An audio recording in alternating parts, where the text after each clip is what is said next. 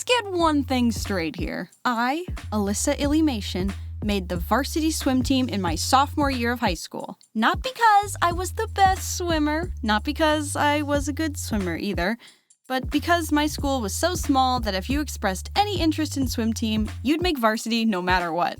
So that's how I got this big F. Can I get a red F in the chat, boys? Woo! Now I'm sure you're wondering, what would prompt young high school Illy to randomly join a 10-person swim team? And it's simple, really. Anime video game. Sorry, what? Anime video game. Sorry, I couldn't hear. Anime video game. Gosh. At the time, I had a PS2, and I was obsessed with the game Persona 3. The premise is, you fight evil shadow spirits in Tartarus at night, but you're a normal high schooler by day. So when the game asked me to join the swim team, I said, sure, I got time. And then back in real life, when the morning announcements asked if I wanted to join swim team, I said, sure, I got time.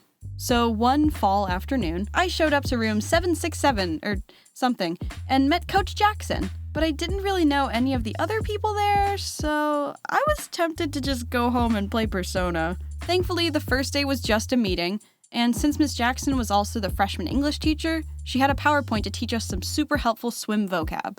Swim meet. That's where you meet up and compete against other schools. Event. That's the kind of swim you're doing and when you have to do it. You get a little sheet of paper for each one, and that's called a time card. The block.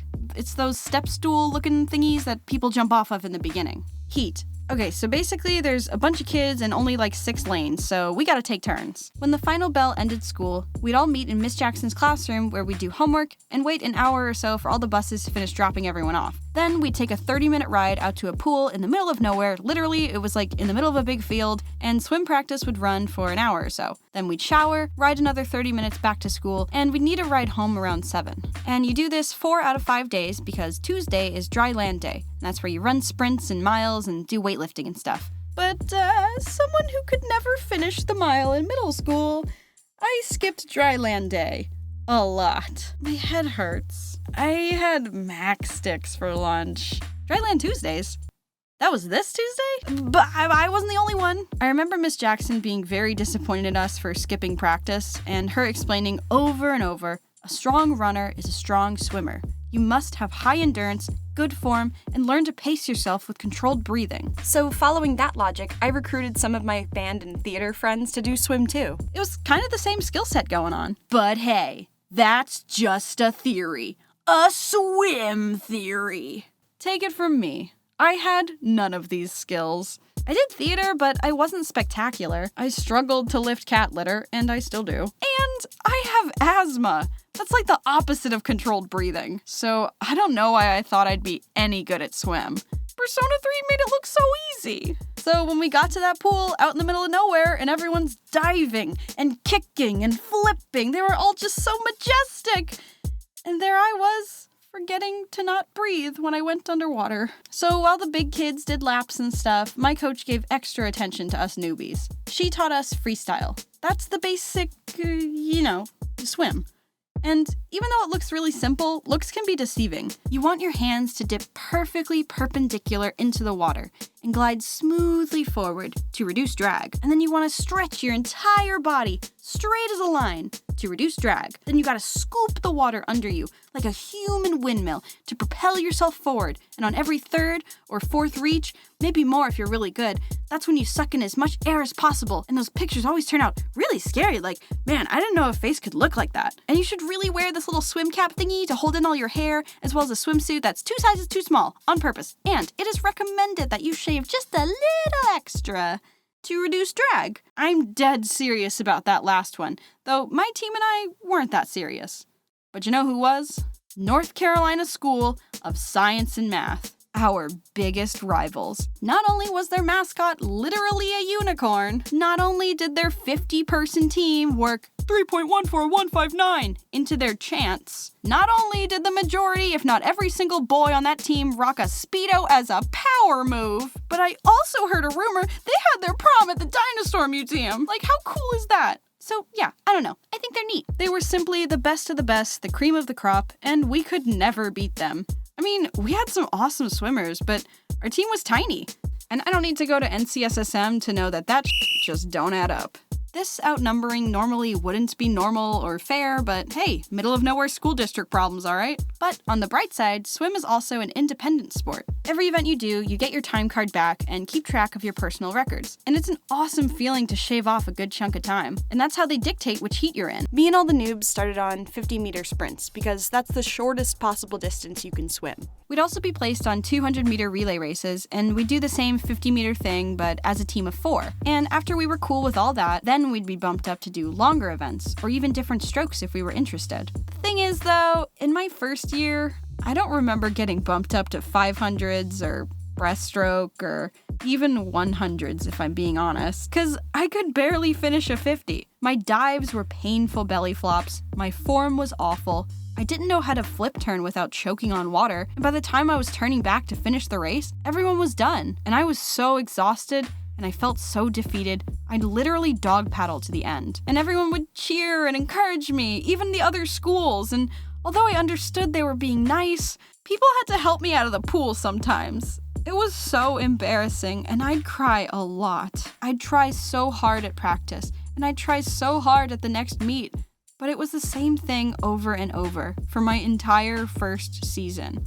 I felt bad participating in Secret Santa and other little things we did as a team because I felt like I didn't deserve to be there, you know? I was the weakest link. But the amazing part is, no one ever made me feel bad about it. In fact, an upperclassman approached me one day and he offered to teach me how to dive. And I was like, dude, Coach Jackson couldn't fix this. Are you sure? And he was like, yeah, dude, of course. What are teammates for? And I don't know how he did it, but something clicked that day, and my dives weren't just good, they were beautiful. It was just a matter of form and momentum. Speed. I am speed. Yahoo! So thanks to him, junior year started off a lot better. I knew how to dive, and I stopped skipping dry land day as often, and I was finally able to finish a 50 free without people having to pull me out of the water. Woo! And of course, Coach Jackson took notice of my improvements, which meant one day, on our way to a swim meet, she handed me not 1, not 2, but 3 time cards. A 50 free, a 100 free, and a 200 free. And I was like... And she just looked at me like, Miss Jackson, I just learned how to breathe above water instead of underwater. You can't put me on a 200. I'll die. And she was like, well, our 500 free girl is absent, so someone had to take her spot, and now someone has to do the 200, and that someone is you. So good luck. Despite the progress I'd made, I was not at all ready for this. A 200 and anything above that, that's for people with mega endurance. And again, this asthmatic, tiny, 2 left feet having hooligan here just isn't built for stuff like this. And since I'd never done it before, I was thrown into a random middle heat with the kids from NCSSM. There was no way I'd be able to do this without avoiding absolute embarrassment. But I had to do it. I couldn't let my team down. I couldn't let Coach Jackson down. So I hopped on the block, I smacked my goggles real good, took a deep breath, and waited for the whistle. I launched myself in there and just counted my breaths. I didn't know any strategies to this, so I had to come up with my own. Just keep swimming. Wait, no, that's copyrighted. Just don't give up. Yeah, as long as I just keep going, keep breathing, just do as best I can, even if I'm tired. If I don't give up, at least I can finish. Why is everyone screaming? You got second!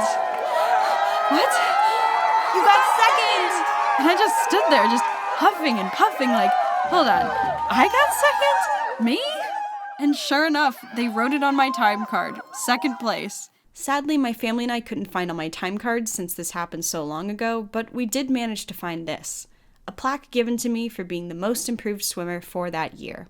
So read it and weep. And when I find my time card, I'm gonna post it on Instagram and Twitter @illymation. Come vibe. I loved swim team. I loved my coach. I loved all the friends I made and all the things I learned. And even though it was hard for a really long time, I'm so glad I didn't give up. Trying new things can be nerve-wracking, especially when you're bad at it. But please, take it from me. Don't give up on yourself too soon. If something isn't working, there might be another way. Sometimes slow and steady does win the race, or at least get you second place. So with that, thank you for watching my video. Promise me you'll never give up. Hit like if you liked this, subscribe to hear more stories, and as always, stay safe. Oh, and don't breathe underwater.